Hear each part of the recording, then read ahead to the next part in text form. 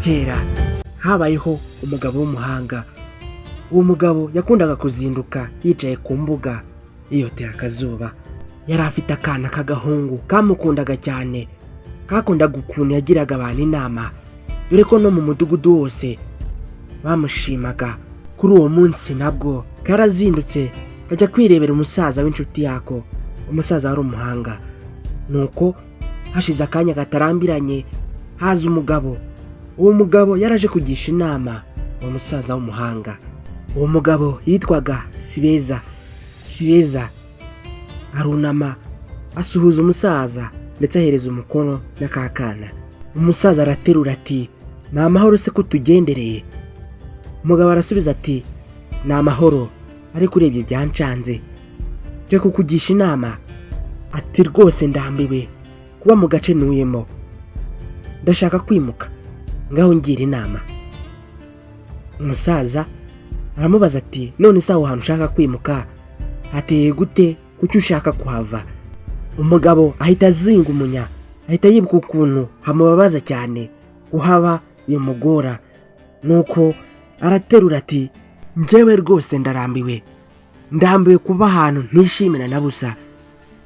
Abantu baho bose ni abagome, nta n'umwe unkunda, kandi icyaho cyose nta na kimwe kigenda. Ibintu byabo byose byarazambye. Turakennye, abahaba bose nta n'umwe useka. Yewe urebye n'abayeho mu gahinda gusa. Rero mujyanama mwiza rwose, ngira inama, ese mimuke." Umusaza yamwumvaga yitonze. Amaze kuvuga amwikirisha umutwe kwa kundi bawuzamura, amusubiza mu ijwi rituje ati, "Mugabo, ntugira aho ujya, kuko n'ahandi wajya naho haba hameze gutyo." Umugabo Sibeza yabaye nk'ukubiswe n'inkuba. Yarumiwe, yibaza impamvu amubwiye gutyo, adashatse ko agenda. Nuko mu cyubahiro cyinshi yunamira umusaza amushimira. Nuko aragenda, ariko agenda ababaye. Agenda ibibazo byose bikihuze mu mutwe nk'uko yaje. Nuko byari bimenyerewe ko uwo musaza agira abantu inama. Hashize akanya gato haba haje n'undi mugabo. Uwo mugabo we yari atangaje cyane. Yaje yitwengatwenza, ubona akeye mu maso. Nawe asuhuza umusaza. Uwo mugabo yitwaga Mugisha. Nawe yunama imbere y'umusaza, ubundi atangira kumugisha inama. Umusaza aramubwira ati, "Mwana wanjye, mbwira nta kibazo ndakumva." Mugisha aravuga ati, "Rwose muzehe mujyanama, abantu bose bakuziho ubushishozi. None nanjye mfite ikibazo cyankomereye.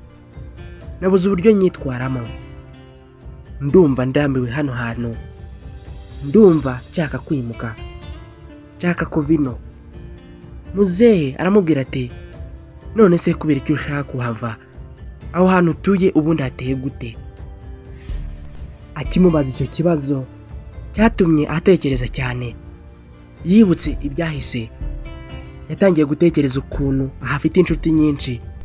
Yatangiye gutekereza ukuntu ahafite iterambere kandi ahafite n'imishinga myinshi. Yatangiye gutekereza ukuntu abantu baho basabana. Yibutse umutima mwiza baho bose bamweretse. Maze aravuga ati, "Muzehe mujyanama, rwose nta kibazo cyaho, gusa ndumva nshaka kunguka amaboko mashya. Ndumva nshaka kuba najya ahandi hantu, nkareba ibyiza byaho, nkamenyana n'abantu bashya, kandi nkaba nakora ibindi bintu bishya bitandukanye n'ibyo nkora inaha." Muzehe wari umuhanga cyane, nawe amureba yitonze, amureba mu maso. Nuko amusubiza mu ijwi rituje agira ati, "Mwana wanjye, nta kibazo kibirimo rwose. Uzagende urebe icyo iyo ngiyo ushaka kujya harusha inaha." Nuko wa mugabo Mugisha arunama aramushimira, ubundi arigenda. ka kana kakundaga wa musaza ibyo byose karabibonaga, karumirwa kabaza muzehe kati none se ko wa mugabo wa mbere wamubujije kujyayo none uyu ukaba umwemereye, kubera iki ubahaye ibisubizo bibiri bitandukanye? Undi aramusubiza ati kana kanjye uzaba umunyabwenge, uramenye gushishoza. Niba warebye neza wa mugabo wa mbere yazanye amahane, umujinya ndetse n'uburakari. Ibyari biri mu mutwe we nibyo yatweretse, kandi nanajya n'aho ngaho yashakaga kujya nibyo azabereka. We byose ahora abibona mu ruhande rubi, nta na kimwe ashima. Ni ibintu bidashoboka kubera ko mu buzima hahora ibyiza n'ibibi. We yita ku ruhande rubi gusa wabonye ko uwa kabiri yaje yishimye, byose ahora abibona mu ruhande rwiza.